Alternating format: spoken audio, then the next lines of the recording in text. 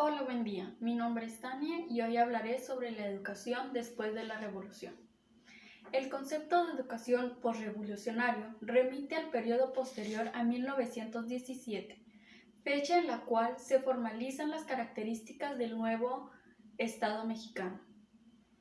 El aspecto educativo estuvo básicamente enfocado en la escolarización de los campesinos y evidentemente en la atención del medio rural y popular.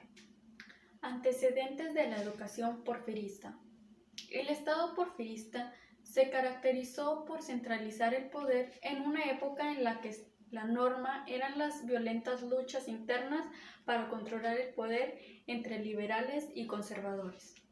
Paralelamente, se introducen nuevos métodos de enseñanza y se incorporan a este proceso reconocidos perceptores de varios normales del país. La educación en el Estado posrevolucionario. La educación pública dependió de las características de las religiones o estados en donde se desarrollaban los hechos de armas, pero en general no existió este periodo una presentación sistemática de la educación básica. El gobierno de Venustiano Carranza estableció que los municipios se hicieran cargo de la educación pública.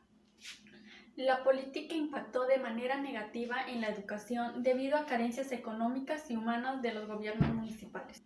La Constitución de 1917, en el artículo 3, establecía lo siguiente: la enseñanza es libre, será laica y ninguna corporación religiosa ni ministro de algún culto podrán establecer o dirigir escuelas.